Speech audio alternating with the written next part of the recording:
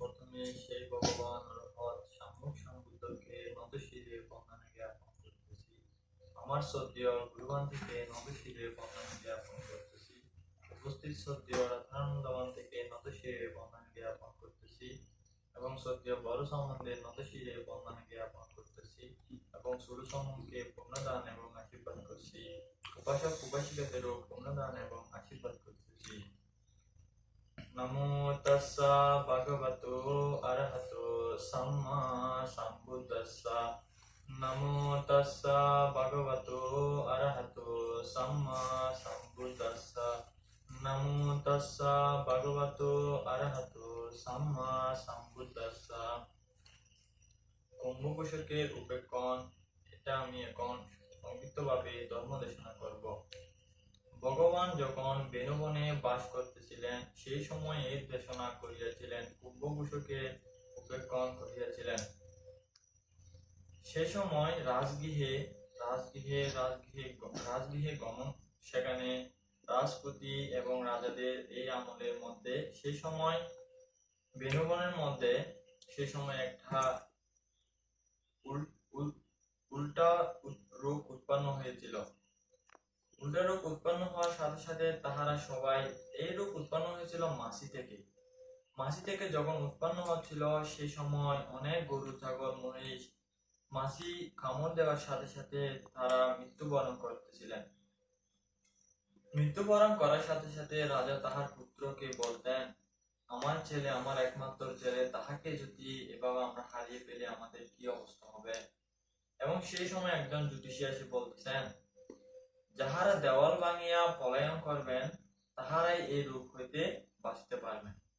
সাথে সাথে রাজা তাহার পুত্রকে তাহার মাতাকে নিয়ে এসে বলতেছেন, পুত্র তুমি এখান থেকে চলে যাও, এই দেওয়াল ভাঙিয়া তুমি অনেক বড় একটা জঙ্গলে চলে যাও, যেখানে তুমি 10 বছর যাবত তুমি বসবাস করতে পারবে, সেখানে তুমি চলে যাও। পুত্র এই কথা শোনার পরে অনেক দিন ধরে কান্না করার পরে বাবা আবারও এসে বললেন, পুত্র তুমি চলে যাও, এই অসুখ অনেক বিষাক্ত, তুমি এখান থেকে চলে যাও।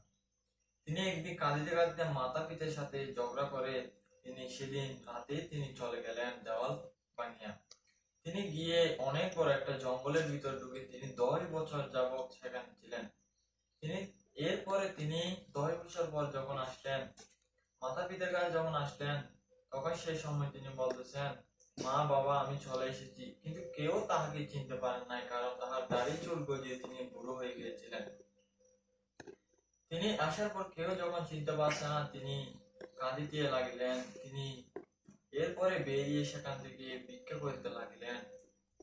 প্রতি ঘরে ঘরে গিয়ে বলতেন, আমাকে কিছু ভিক্ষা দেন, আমাকে কিছু ভিক্ষা দেন। সেই সময় তিনি সেদিন একদিন তাহাকে ডাক দিলেন। ডাক দিয়ে বলতেছেন, একজন মানুষ, তুমি এখানে একটা কাজ করতে পারবে, তোমাকে আমরা বেতন দিব। আচ্ছা তাহলে ঠিক আছে, কি কাজ সেটা বলেন। তিনি বলতেছেন, এখানে প্রতি ঘরে ঘরে তুমি গিয়ে সকালবেলা মা বাবা তোমরা উঠো এরকম বলে ডাক দিয়ে সবাইকে ঘুম থেকে জাগিয়ে দিতে পারবেন। তিনি বলতেছেন, হ্যাঁ আমি পারবো। তিনি প্রতিদিন তার পরের দিন থেকে সকালে ঘুম থেকে উঠে তিনি প্রতিদিন বাবা উঠো মা উঠো বলে ডেকে দিতেন।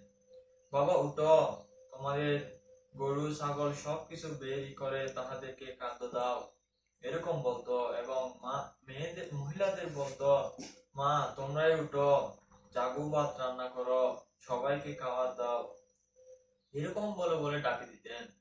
প্রতিদিন এভাবে যাওয়ার পর তাহাকে সেখানে একটি ঘরও দিয়েছিল, বাঁশ দিয়ে তৈরি করা, সেখানে একটা ঘর দিয়েছিল। সেই সময় একদিন এভাবে যেতে যেতে একদিন রাজা বিম্বিসারের সাথে তাহার সেই রাজপ্রাসাদের সাথে তিনি চলে গেলেন ডাকতে দিতে সকালে। রাজা বিম্বিসার শোনার পরে বলতেছেন, এটা কোনো সাধারণ পরিচিতা নয়, এটা একটা রাজা এবং ধনী লোকের কণ্ঠ মনে হচ্ছে। তার সাথে একটা চাকর ছিল, তাকে বলতে, যাও এটা কে দেখে আসো। তিনি গিয়ে বলতেছেন, এটা তো একটা ফকির, এখানে কিছু তো দেখার নাই। চলে আসার পরে তিনি রাজাকে বললেন, রাজা এটা তো একটা ফকির মানুষ, এখানে কিছু দেখার নাই। রাজা তারপরে তিনি ভাবতে লাগলেন, এটা কোনো সাধারণ পুরুষ নয়। একদিন 2-3 দিন যাওয়ার পর রাজার সাথে সামনাসামনি দেখা হওয়ার পর রাজা দেখতে পেলেন আসলে তিনি একজন ফকির ছিলেন। এক খন্ড কাপড়, ছিঁড়া কাপড় পরে তিনি ভিক্ষা করতেন, মানুষদের ডেকে দিতেন সকালে। এভাবে দেখার পর রাজা বলতেন, না, এটা কোনোদিন একটা ভিখারি হতে পারে না, এটা অনেক বড় একটা ধনী মানুষের কণ্ঠ। এভাবে যাওয়ার পরে ওই চাকরটা বুঝতে পারলো যে রাজা যখন এভাবে এরকম ভাবে ভাবতেছে, তাহলে এই মানুষটি কোনো সাধারণ মানুষ নয়। এভাবে যাওয়ার পর তিনি একটা ঘরের পাশে গিয়ে রাতে, আমাকে এখানে কি থাকতে দেওয়া দেওয়া যাবে? তিনি বলতেছেন, না, এখানে থাকতে যাওয়া যাবে না, কারণ এখানে অনেক মানুষ বসবাস করে। আপনি ওই যে কুম্ভভূষক, তিনি অনেক দানময় উপাসক, তাহার কাছে গিয়ে আপনি আশ্রয় পেতে পারেন। সেটা এখনো খালি, অনেক বড় তাহার ঘর। সেখানে গিয়ে যখন বলতেছেন, মা বাবা আমাকে এখানে থাকতে দেওয়া যাবে, ওই কুম্ভকর্ণ কিন্তু বলতেছে হ্যাঁ থাকতে যাবে, কিন্তু তাহার স্ত্রী বলতেছে না, কে না কে এখানে রাতে এসে কিভাবে থাকবে। কুম্ভকর্ণ তাহার পরেও বলতেছেন, সেই সময় ওই রাজার পুত্রটি বলতেছেন, না মা, আমি এখানে বাহিরে থাকতে পারবো। আচ্ছা, তাহলে আপনি বাহিরে থাকেন। এভাবে যাওয়ার পর তিনি সকালে যখন উঠে কুম্ভকর্ণ যখন চলে যাচ্ছিল, তখন ওই যে তাহার স্ত্রী, তাহার থেকে একটু মায়া মায়া জমেছিল। তিনি বলতেছেন, মা বাবা, আপনি এখানে যখন এত রাত ছিলেন, কিছু খান নাই, আপনার যেগুলো নাস্তা জাতীয় যেগুলো আছে এগুলো আমাকে দেন, আমি আপনাকে রান্না করে দিই। তিনি বলতেছেন, না, আমাকে দিতে হবে না, আমি নিজে রান্না করে খাবো। এভাবে বলতে বলতে কয়েকবার বলার পর, আচ্ছা তাহলে নেন, এগুলো আমাকে রান্না করে দেন। এভাবে যাওয়ার পর তিনি রান্না করে অনেক রাজপ্রাসাদে যেমন খাদ্য দেওয়া হয় সেরকম ভাবে তাকে রান্না করে দিয়েছিলেন। ভগবান সেই সময় একটি গাথাও করেছিলেন, উত্তানবাতো সতিমান্তো সুসিকাম্মস্সা নিঃসম্মকারিণো সয়াতস্সা ধম্মজীবিনো আপমাত্তস্সা উৎসানোদাটি। তিনি বলতে, সেই সময় যখন মানুষজন আরো অনেক ছিলেন, সেই সময় অনেকে যারা ধর্মপরায়ণ ছিলেন তাহারা অনেক স্বর্গ গিয়েছিলেন, নির্বাণ প্রাপ্তি হয়েছিলেন, এবং সেই সময় কুম্ভকর্ণ সেই সময় সুধাপত্তি মার্গ লাভ করিয়াছিলেন। সেই সময় আরো অনেক উপাসক উপাসিকা ছিলেন, তাহারেও জ্ঞান মার্গ ফল এবং অনেক ধর্মপরায়ণ তাহারেও নির্বাণ প্রাপ্তি হয়েছিলেন।